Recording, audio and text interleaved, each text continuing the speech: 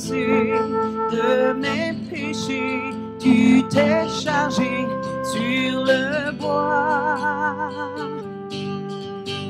C'est par ta grâce seule que je suis pardonné.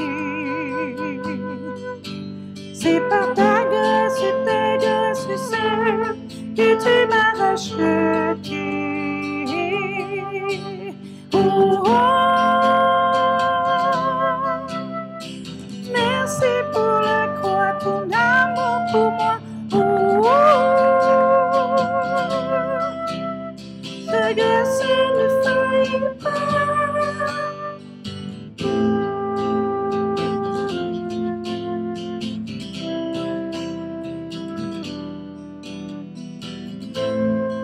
Rien ne pourrait me justifier, ton pardon est immérité.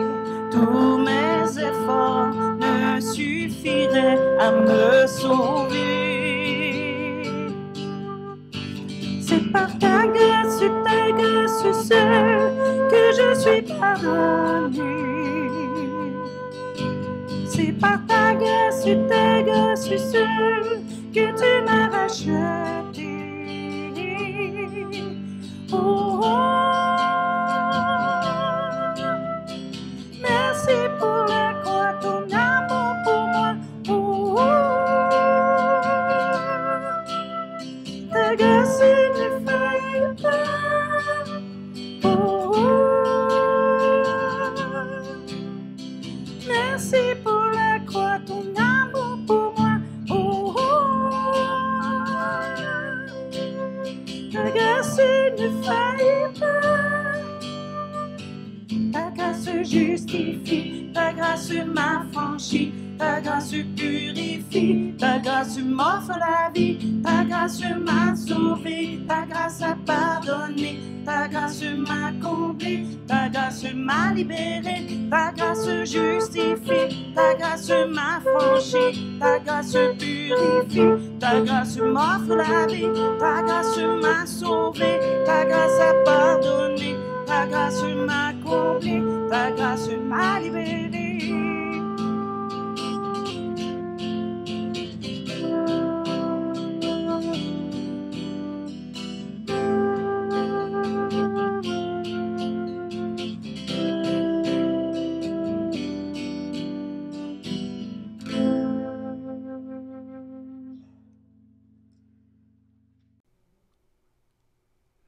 Alors bonjour à tous et à toutes et bienvenue en ce dimanche 28 juin. Bienvenue dans cette réunion, probablement parmi les dernières réunions virtuelles qu'on fait parce qu'officiellement, on a le droit de se rassembler un groupe de 50 témoins à l'intérieur dorénavant, sauf qu'on a des petits ajustements à faire. On va vous tenir au courant pour vous dire quand est-ce qu'on va officiellement se rassembler à nouveau au bâtiment de la rue Berthier, donc à Jonquière. Mais pour l'instant, on continue, en tout cas, jusqu'à nouvel ordre. Il y a des travaux, entre autres, qui ont été entrepris là-bas, en bas et en haut également, dans la grande salle. Alors, ces travaux-là avancent à grands pas et ça s'en va vers le mieux, en tout cas. Et c'est sûr qu'avant longtemps, on devra avoir la liberté, la possibilité de se réunir à nouveau, tout en respectant des règles d'hygiène émises par Santé Canada ou en tout cas, peu importe que ça vienne du gouvernement fédéral ou provincial. Mais on va pouvoir donc expérimenter à nouveau cette liberté de pouvoir se rencontrer. Alors, en ce dimanche, donc, dernier dimanche de juin, on va continuer à étudier ensemble, à voir ensemble donc le message sur les livres prophétiques, un message sur les livres prophétiques de l'Ancien Testament. Et aujourd'hui, bien, on va regarder le message qui porte sur Amos. Amos qui est un petit berger avec un grand ministère.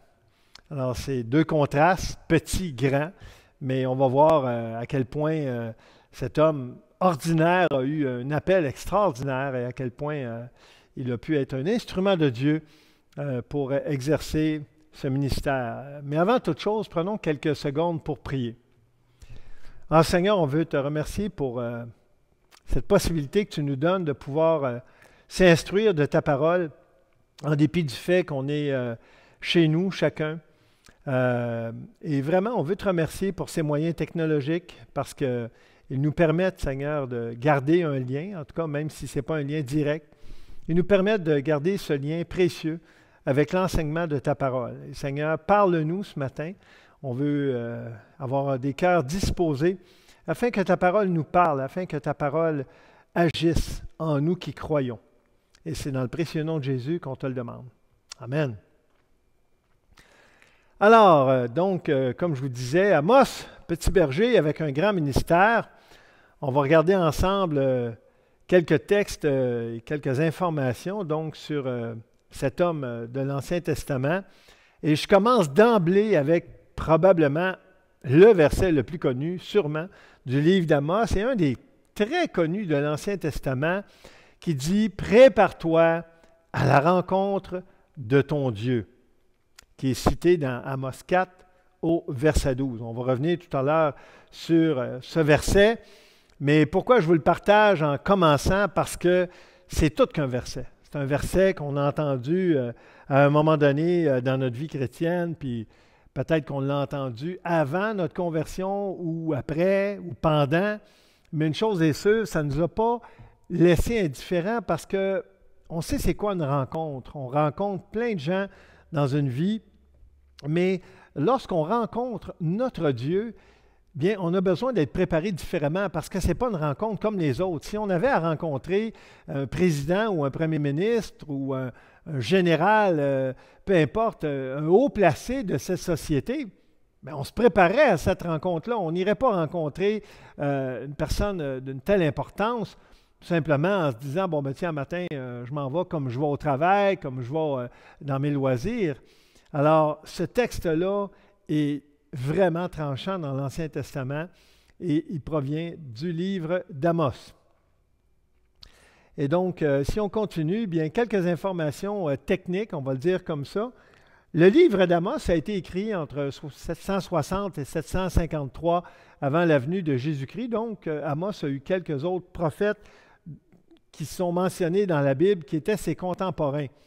Il était lui-même un berger et cultivateur que l'Éternel Dieu avait appelé à être prophète, en dépit qu'il n'avait ni instruction, ni origine sacerdotale dans ses ancêtres. Donc ça, c'est intéressant de voir que, un peu comme David a été appelé à devenir roi, alors que David, c'est un berger, c'est un homme, c'était le plus jeune de sa famille, ce n'était pas un homme qui avait rien pour lui de particulier, mais la Bible, elle nous montre que c'est un homme selon le cœur de Dieu, ce qui est quand même pas rien.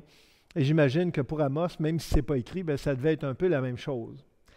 Donc Amos était un homme ordinaire, un homme du peuple qui avait reçu un appel extraordinaire par celui qui équipe parfaitement ceux et celles qu'il appelle à son œuvre. Et c'est ça qui compte ici, c'est de voir que même si Amos est un homme ordinaire, le fait qu'il avait ce Dieu extraordinaire-là, l'Éternel Dieu qui était son Dieu, a rendu son appel puissant.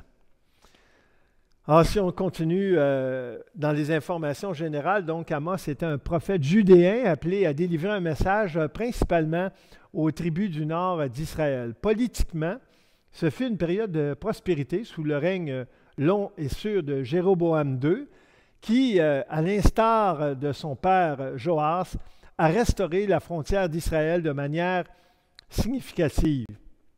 Ce fut aussi un temps de paix avec Juda et ses voisins plus éloignés. La menace omniprésente de l'Assyrie a été maîtrisée, peut-être à cause du repentir de Ninive lors de la prédication de Jonas. On va le voir dans quelques semaines, ce fameux message sur Jonas, il s'en vient. Et spirituellement, cependant, ce fut un temps de corruption rampante et de décadence morale. Et le Seigneur va intervenir sévèrement face à cette situation.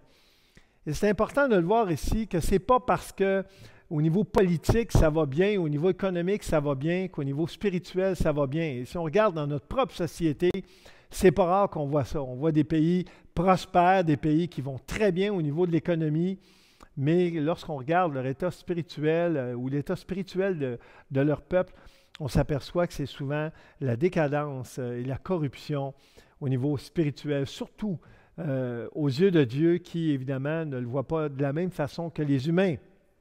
Amos aborde les deux principaux péchés d'Israël, donc l'absence de culte véritable et le manque de droit et de justice sociale. On va le voir un petit peu plus loin à quel point c'était flagrant. Et au milieu de leur culte rituel d'adoration, bien, les Juifs ne poursuivaient pas le Seigneur de tout leur cœur, ni ne suivaient ses normes de justice avec leurs prochains et leurs voisins. Et cette apostasie, attestée par un rejet continu et volontaire du message prophétique d'Amos, est un jugement divin promis. Cependant, en raison de son alliance, le Seigneur n'abandonnera pas complètement Israël, mais apportera la restauration future au reste juste. Et ça nous rassure, parce que même s'il y a des infidèles parmi les personnes qui se disent du peuple de Dieu, bien, Dieu va toujours rester fidèle envers ses fidèles à lui, donc ceux qui restent justes à ses yeux. Donc, regardons ensemble quelques textes du livre de Amos. Évidemment, ce n'est pas un long livre de l'Ancien Testament.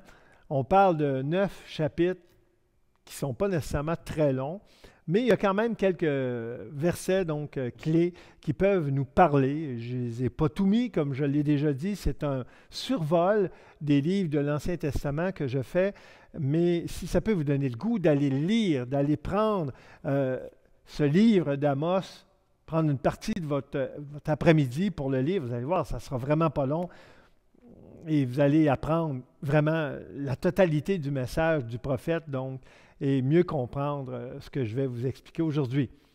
Donc, au chapitre 2, ce passage nous dit « Ainsi parle l'Éternel, à cause de 3 crimes de Juda, même de 4, je ne révoque pas mon arrêt. » Autrement dit, je ne reviens pas sur ma décision. Évidemment, c'est Dieu qui parle.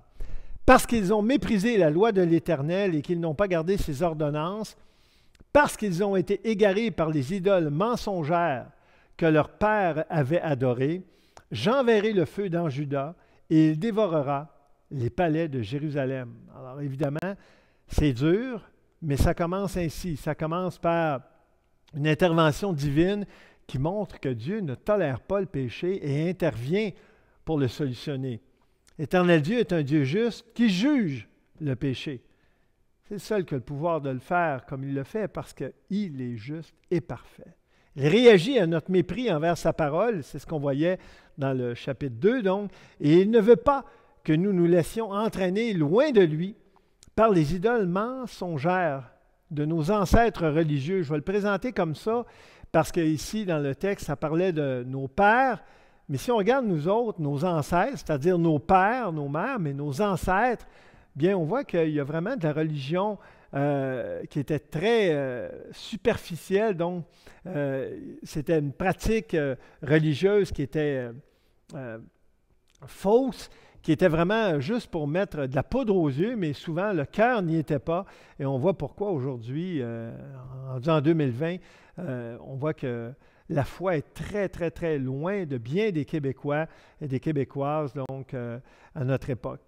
Mais attention, car tout comme à l'époque du prophète Amos, notre Dieu est aussi un feu dévorant. C'est ce qu'on voyait donc dans le chapitre 2, le verset que je vous ai cité. Et la notion de Dieu, qui est un feu dévorant, on la retrouve entre autres dans le Nouveau Testament, dans Hébreux 12, 29. C'est important de le savoir parce que c'est trop facile de voir la bonté de Dieu. Hein? Dieu est bon, le bon Dieu. On entend ça quasiment tous les jours. Il y a quelqu'un dans notre entourage, souvent des personnes d'une certaine génération, mais même des plus jeunes qui l'ont entendu, qui le répètent, ah, le bon Dieu, ah, le bon Dieu. T'sais. On oublie que Dieu est juste, que Dieu est droit, que Dieu est parfait et que Dieu doit rétablir ce qui est croche. Si on continue donc au chapitre 3, il y a ce texte qui dit « Écoutez cette parole que l'Éternel prononce contre vous, enfants d'Israël, contre toute la famille que j'ai fait monter du pays d'Égypte. Je vous ai choisi, vous seuls, parmi toutes les familles de la terre. C'est pourquoi je vous châtierai pour toutes vos iniquités. » Et c'est intéressant de voir ici le concept de famille. Le peuple que Dieu choisit, c'est une famille. Et nous sommes sa famille si nous lui appartenons. Nous sommes sa famille si par la foi, nous l'avons reçu dans notre cœur. Et ce n'est pas des termes simplement, comment je pourrais vous dire, pour faire beau. C'est vraiment une terminologie qui est là, qui est littéraire, comme elle est écrite. Et donc, le peuple de Dieu, c'est une famille. Et il le distingue des autres familles de la terre, comme c'est écrit dans le texte. Et parce que nous sommes de la famille de Dieu, il nous châtie. Pourquoi? Parce que ça fait partie de la vie familiale. Un bon père, une bonne mère va châtier, va corriger ses enfants par amour pour ses enfants. Pourquoi? Parce que si tu laisses faire un enfant, il va faire toutes les bêtises possibles et impossibles sans jamais être corrigé. Il ne peut pas le savoir, c'est un enfant. Et comme adulte, bien, on est aussi des enfants parfois. Et Dieu a besoin de nous corriger pour nos iniquités et il le fait pour notre bien, pour nous ramener à l'ordre, pour nous redresser, parce qu'il nous aime, parce que nous sommes ses enfants. C'est un texte fort ici, la notion de famille. Donc l'Éternel Dieu nous a choisis, nous a fait monter du pays d'Égypte, c'est-à-dire de notre vie passée, alors que nous étions esclaves du péché, sans Dieu et sans espoir dans ce monde corrompu. Moi, en tout cas, je viens de là. Il nous a choisis, nous seuls, parmi les milliards d'habitants sur la terre, et parce que nous sommes ses enfants, parce que nous lui appartenons, il nous châtie dans son amour. Êtes-vous châtié par le Seigneur? Ça m'arrive aussi. Et je sais que c'est pour mon bien. Et si on sait que c'est pour notre bien, bien, on n'a pas à se rebeller, on n'a pas à réagir d'une mauvaise façon, on a juste à se réajuster. De la même façon que quand on reçoit une contravention parce qu'on fait un excès de vitesse, je ne sais pas si ça vous est déjà arrivé, bien, on peut se choquer contre le policier, mais le policier le fait pour notre bien. Pourquoi? Parce que les excès de vitesse, on le sait, provoquent parfois des accidents. Et on ne veut pas se retrouver dans un accident à cause d'un excès de vitesse. Alors, ça fait partie de la justice autour de nous. Et donc, Dieu également exerce sa justice face aux transgressions. Donc, les humains font, et particulièrement ses enfants, évidemment.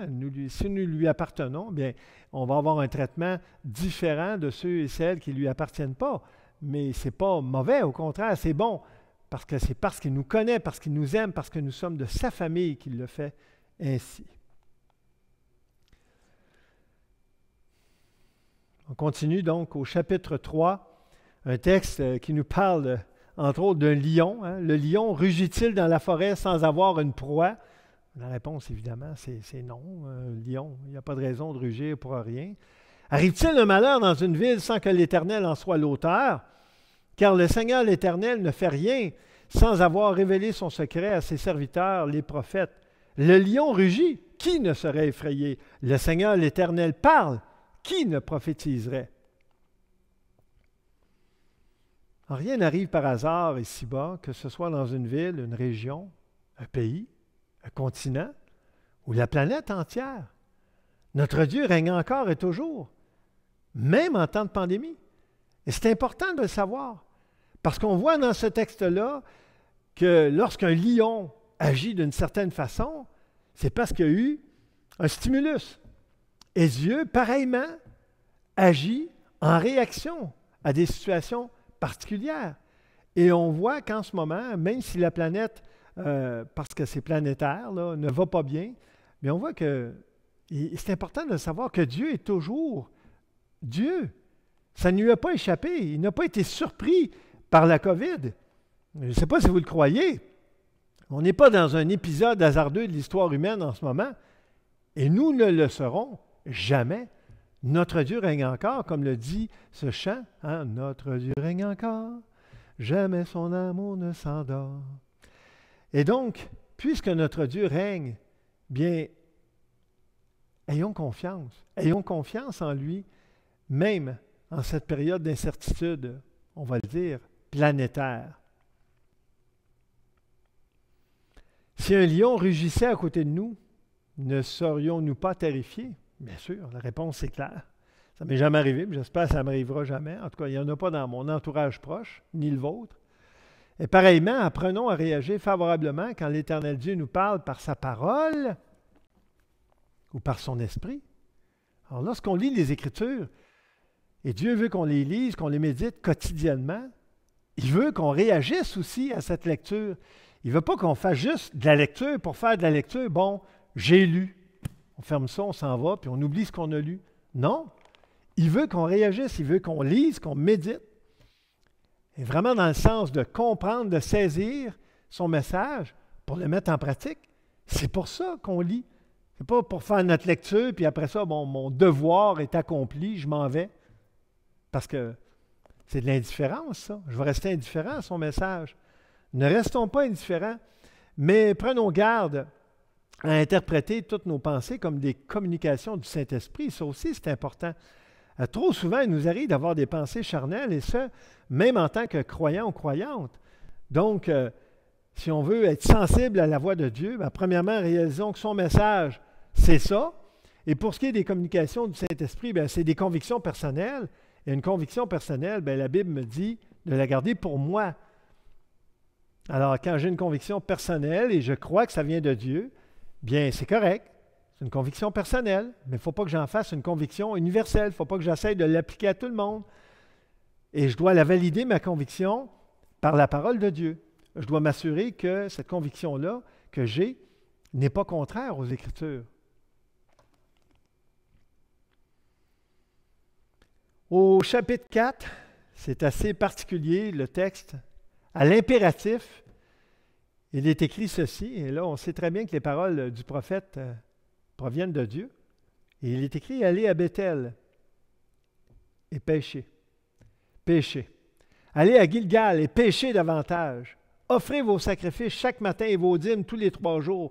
Faites vos sacrifices d'action de grâce. Proclamez, publiez vos offrandes volontaires. » Et on voit que ce texte-là, évidemment, il est provocateur. Et on va le voir pourquoi il est provocateur. Parce que Dieu, à un moment donné, il s'est dit, regarde, ils ne me prennent pas au sérieux. Bon, ben ouais, allez-y, continuez. Continuez dans votre détournement. Continuez à pécher. Pourquoi? Parce que vous le faites. Puis vous restez indifférent à ça. Bien, continuez donc à le faire. Évidemment, c'est un langage ironique. Car c'est là ce que vous aimez, enfants d'Israël, dit le Seigneur l'Éternel. Et regardez la réaction. Et moi, je vous ai envoyé la famine dans toutes vos villes, le manque de pain dans toutes vos demeures, et malgré cela, vous n'êtes pas revenus à moi, dit l'Éternel. Alors, pour faire une histoire courte, le peuple se rendait dans des lieux religieux pour pratiquer, on va le dire comme ça, sa religion, ses rites religieux, mais il y avait des failles majeures dans leur cœur et dans leur façon d'appliquer la parole de Dieu face à leurs proches. On va le voir tout à l'heure. Et donc, Dieu est offusqué de ça parce qu'il dit, mais qu'est-ce que ça donne si vous allez dans des lieux religieux, dans des sites religieux pour me rendre un culte, alors que vous négligez des éléments bien plus importants de la vie? Alors, le Seigneur les a châtiés, les a corrigés, et ça dit comment ici dans le texte? Il leur a envoyé la famine, le manque de pain. Puis eux autres, c'est comme s'ils ne réalisaient pas que c'était un châtiment de Dieu. Donc, ils continuaient à pécher, ils continuaient à vivre comme ils vivaient. Ils ne réalisaient pas que la famine, le manque de pain, c'est pas normal. Quand Dieu est ton Dieu, c'est pas normal d'avoir ça. Pourquoi? Parce que Dieu prend soin de toi. Malgré que le peuple offrait des sacrifices, des offrandes et leurs dîmes, ils continuaient à pécher envers Dieu, particulièrement, et on va le voir, dans leur manque de droit et de justice sociale, ce qui offensait grandement le Seigneur. Et malgré ses interventions puissantes, une famine, c'est quand même pas rien, là. Le peuple ne revenait pas à lui, mais se rassurait, se justifiait dans ses pratiques religieuses incomplètes. C'est pas que c'est mauvais la dîme, l'offrande, c'est pas que c'est mauvais d'aller se réunir au nom de Dieu dans une salle. Mais si on néglige des éléments plus importants de la foi, là, il y a un problème. Et le Seigneur va répéter cette phrase-là 5 fois. « Malgré cela, vous n'êtes pas revenus à moi, dit l'Éternel. » Donc, le passage que je vous cite, il est présenté, il est répété 5 fois, mais avec des éléments différents, mais tous des éléments qui faisaient partie du châtiment de Dieu. Et malgré cela, 5 fois Dieu le répète, « Malgré cela, vous n'êtes pas revenus à moi. » Autrement dit, Dieu est intervenu dans 5 dimensions, on va le dire comme ça, dans la vie du peuple. Et malgré qu'il y a eu 5 fois des interventions divines, le peuple est resté indifférent? Est-ce qu'on a la tête dure? Est-ce qu'on a le cœur si dur que ça nous prend autant d'intervention de la part de Dieu pour qu'on comprenne son message? Soyons sensibles à sa voix. On ne devrait pas avoir besoin qu'il nous répète 5 fois. Chapitre 4, donc, toujours dans le même contexte. « C'est pourquoi je te traiterai de la même manière, Israël, et puisque je te traiterai de la même manière, prépare-toi à la rencontre de ton Dieu, ô Israël. Car voici, celui qui a formé les montagnes et créé le vent et qui a fait connaître à l'homme ses pensées, celui qui change l'aurore en ténèbres et qui marche sur les hauteurs de la terre, son nom est l'Éternel, le Dieu des armées. » Wow! Quel texte! Quel texte! Et là, on voit le contexte du fameux passage d'Amos 4.12, « Prépare-toi à la rencontre de ton Dieu. » C'était dans un contexte de jugement divin, tout comme ce le sera à la fin des temps. Alors ce passage-là, évidemment, souvent on le cite hors contexte, mais lorsqu'on regarde le passage d'Amos, on voit clairement que le peuple avait décroché. Le peuple était rendu vraiment dans une vie religieuse vaine. Il passait à côté de l'essentiel pour aller dans l'accessoire. Et Dieu réagit. Et Dieu répète. 5 fois, il intervient auprès d'eux autres et il reste indifférent. Puis c'est là qu'il leur dit, ben là, regarde, prépare-toi à la rencontre de ton Dieu parce que tu vas me rencontrer. Et quand tu vas me rencontrer, aïe aïe, attention, parce que tu ne peux pas rencontrer Dieu de la même façon que tu rencontres quiconque sur la terre. C'est un Dieu parfait, un Dieu juste, un Dieu omniprésent, omniscient, qui sait tout, qui voit tout, qui connaît tout, qui est éternel. Es-tu prêt à rencontrer ton Dieu? Que tu sois croyant, croyante ou non, c'est lui qui t'a créé et qui t'a permis de naître et de vivre. Et moi, je te pose la question ce matin parce que peut-être qu'en écoutant ce message, peut-être que tu n'es même pas de la famille du Seigneur. Peut-être que tu es simplement curieux. Tu vas écouter ce message-là en te disant, bon, je vais voir qu'est-ce qui est écrit sur Amos. C'est le nom d'une ville en Abitibi. C'est peut-être intéressant. Je ne sais pas moi. Il y a peut-être de quoi de spécial dans cette... Non. Je ne parle pas de la ville en Abitibi. Je parle d'un prophète de l'Ancien Testament dans la Bible. Et Dieu veut rencontrer chaque personne qui vit sur cette terre. Ça ne veut pas dire que chaque personne va être disposée et disponible pour le faire, mais Dieu veut. Dieu veut que tous les hommes soient sauvés, nous dit les Écritures, et parviennent à la connaissance de la vérité. Mais on sait très bien que ce n'est pas tout le monde qui va accepter cela. As-tu déjà rencontré le Seigneur Jésus comme ton sauveur personnel? Cette rencontre au sommet peut avoir lieu dès maintenant, sans plus tarder. C'est en Jésus seul que se trouve le salut par la foi, car c'est lui qui nous donne accès au Dieu créateur par son sacrifice à la croix. Et si tu n'as pas encore accepté le Seigneur, si tu n'as pas encore rencontré Dieu comme ton Sauveur, comme ton Seigneur, tu as l'occasion de le faire ce matin. Tu peux t'arrêter, arrêter même le visionnement, prendre une pause et professer le nom de Jésus. Dire, Seigneur Jésus, je crois en toi. Je te demande pardon pour mon indifférence, pour mes péchés, mes transgressions passées.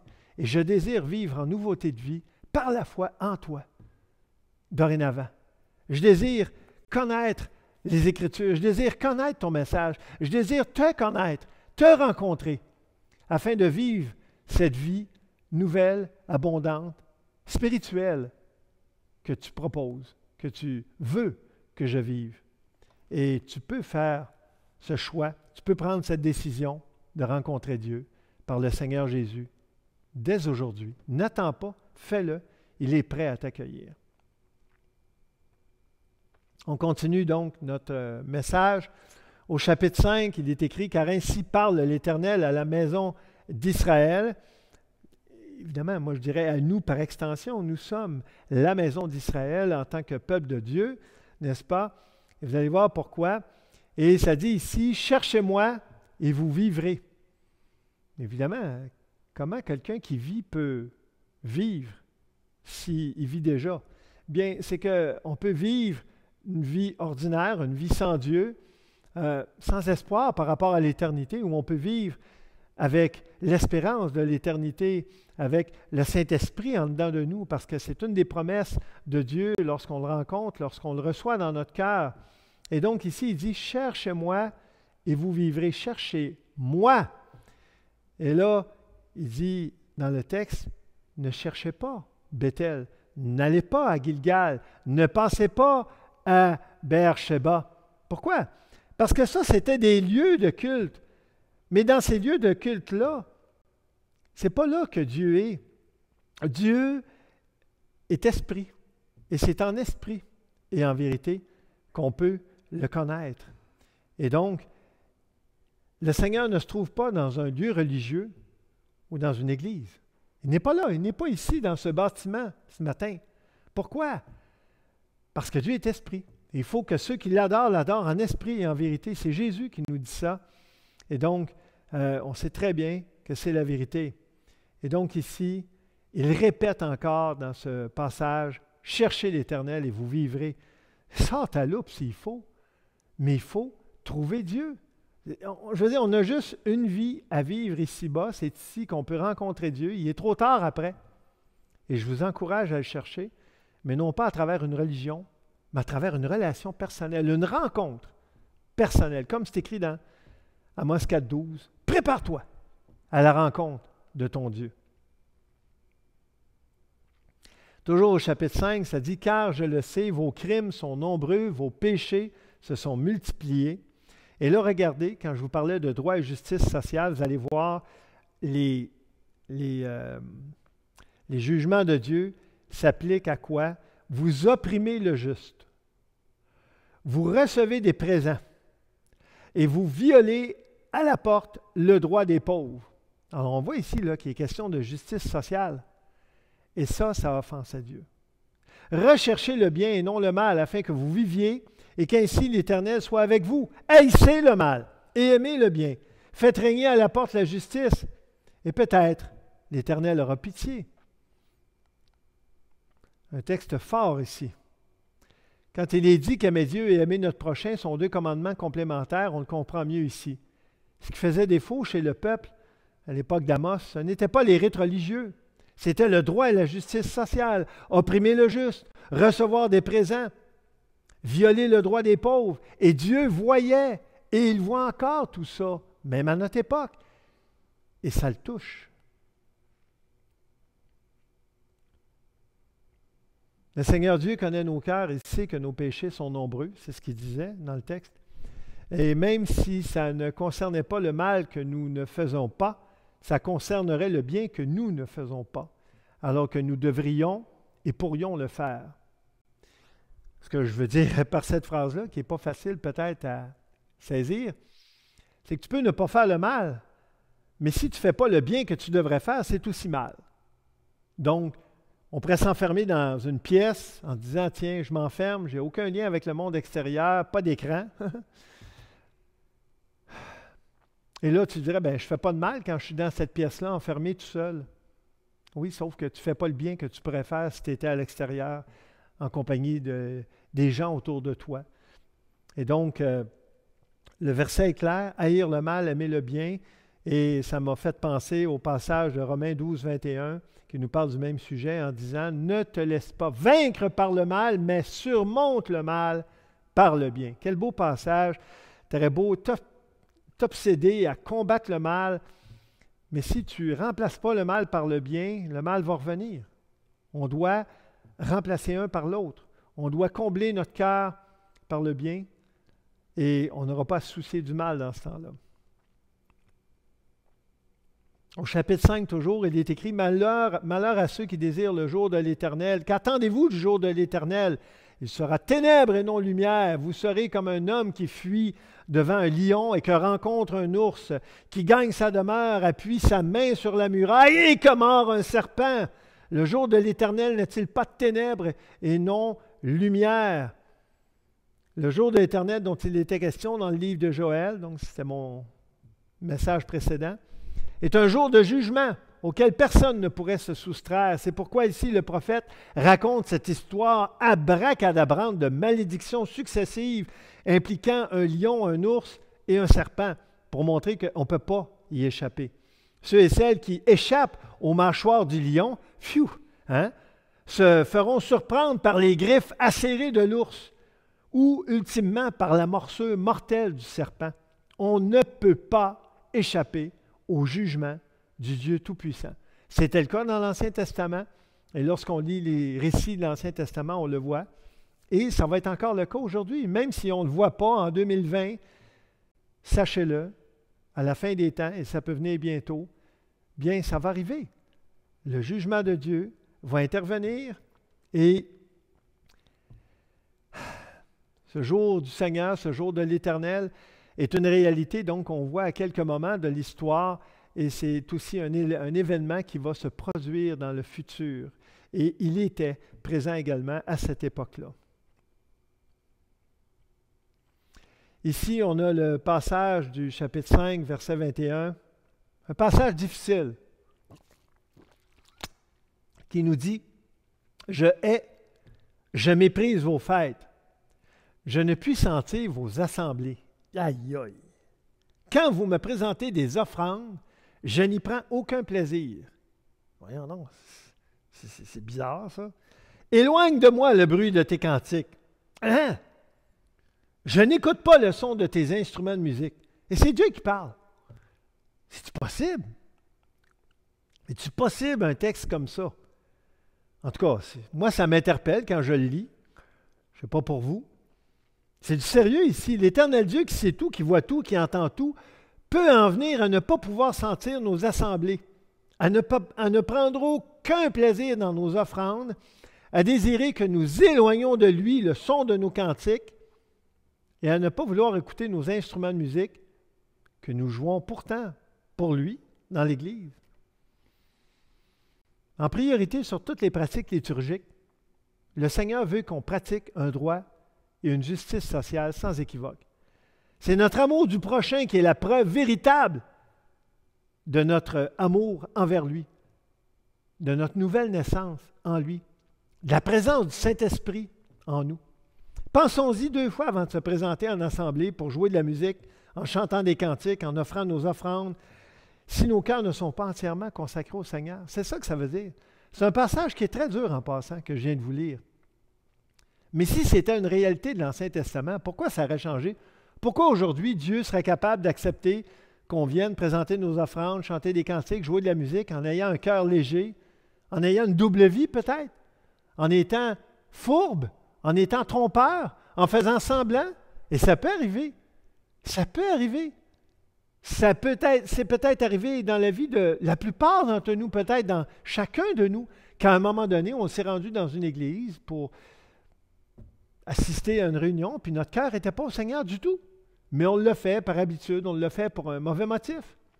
Et donc, prenons garde, parce que ces principes-là de l'Ancienne Alliance, c'est des principes qui offensent encore Dieu aujourd'hui.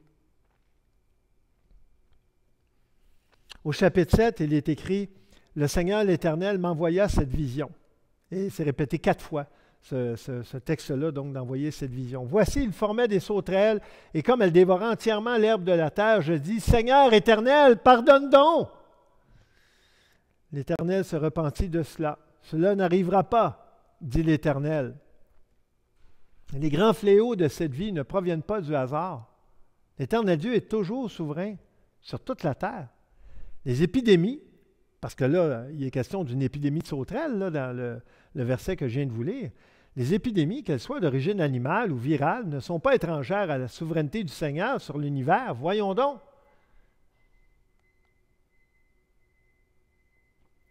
Au chapitre 9, et c'est un texte qui est repris dans le livre des Actes, il est écrit « En ce temps-là, je relèverai de sa chute la maison de David, j'en réparerai les brèches, j'en redresserai les ruines, et je la rebâtirai comme elle était autrefois, afin qu'il possède toutes les nations sur lesquelles mon nom a été invoqué, dit l'Éternel, qui accomplira ces choses. » Et évidemment, ici, ce texte-là d'Amos, donc, qui est repris dans le livre des Actes, concerne, entre autres, cette période-là où Jésus va venir ici-bas. Le livre d'Amos termine avec un passage qui est cité dans le livre des Actes et qui trouve son accomplissement dans le Nouveau Testament. Et il est question ici de toutes les nations sur lesquelles mon nom est invoqué. Et c'est nous ça. C'est nous toutes ces nations-là. D'ailleurs, le verset précédent dans le livre des Actes dit ceci, « Dieu a jeté les regards sur les nations pour choisir du milieu d'elles un peuple qui porte son nom. » Et c'est nous. C'est le prolongement d'Israël, donc. Au chapitre 9, donc, dans la suite, ça dit « Je ramènerai les captifs de mon peuple d'Israël, ils rebâtiront les villes dévastées et les habiteront, ils planteront des vignes et en boiront le vin, ils établiront des jardins et en mangeront les fruits, je les planterai dans leur pays et ils ne seront plus arrachés du pays que je leur ai donné, dit l'Éternel, ton Dieu. » Et ça, c'est rassurant que le livre d'Amos termine par des promesses de restauration. Peu importe où en est ta vie aujourd'hui, Dieu est toujours prêt à restaurer un cœur brisé. Dieu est toujours prêt à restaurer une vie amochée. Parce qu'il est Dieu. Parce qu'il pardonne. Ça vient de lui, le pardon. C'est lui qui a créé ce concept-là du pardon. Parce que c'est lui seul qui peut ultimement pardonner ce que d'autres ne peuvent pas pardonner.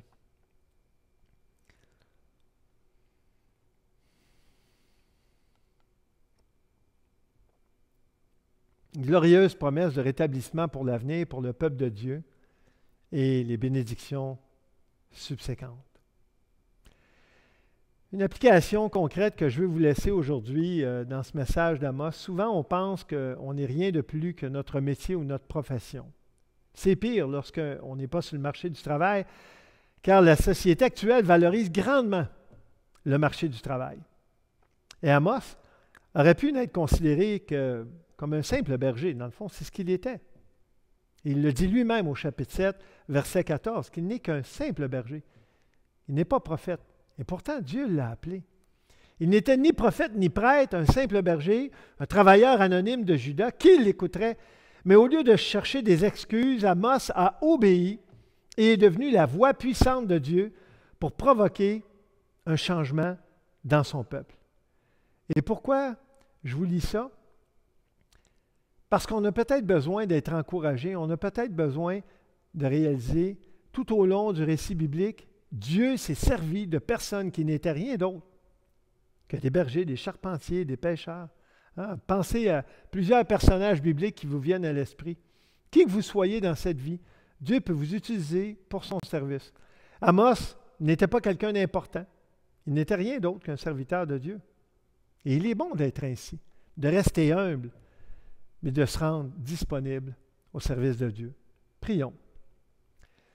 Seigneur, merci pour ce message, merci pour ta parole, surtout pour ton esprit qui nous éclaire, pour ta parole qui nous rappelle toutes ces vérités, des vérités de l'Ancien Testament qui peuvent nous faire du bien et nous toucher aujourd'hui, en juin 2020. On veut se rappeler, Seigneur, que tu es le même hier, aujourd'hui et éternellement.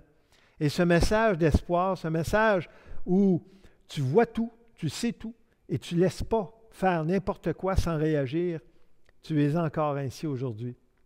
Ce message d'espoir où on voit que tu châties ton peuple, tu es encore comme ça aujourd'hui. Ce message, Seigneur, où tu prends un homme simple, comme Amos, un homme ordinaire, et tu l'utilises puissamment pour ton œuvre, tu es encore comme ça aujourd'hui. Alors, Seigneur, glorifie ton nom dans nos vies. On veut se rendre disponible pour toi. C'est au nom de Jésus qu'on te le demande. Amen.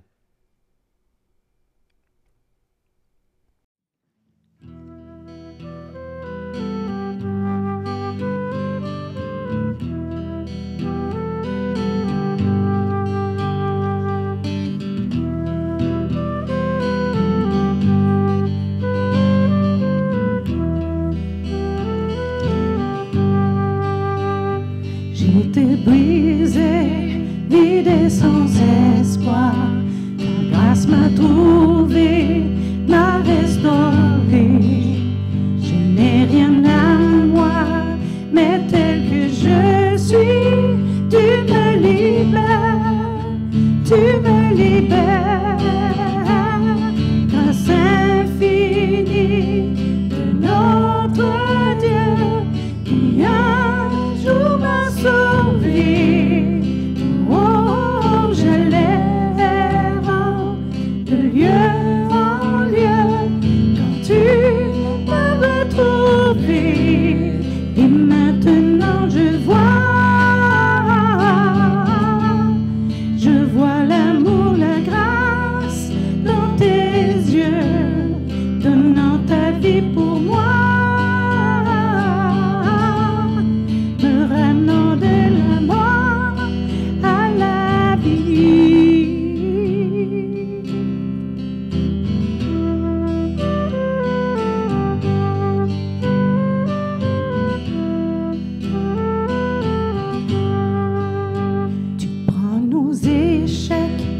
Tu prends nos faiblesses, tu places ton trésor dans des vases d'argile. Oh, prends mon cœur, Père, je veux te servir.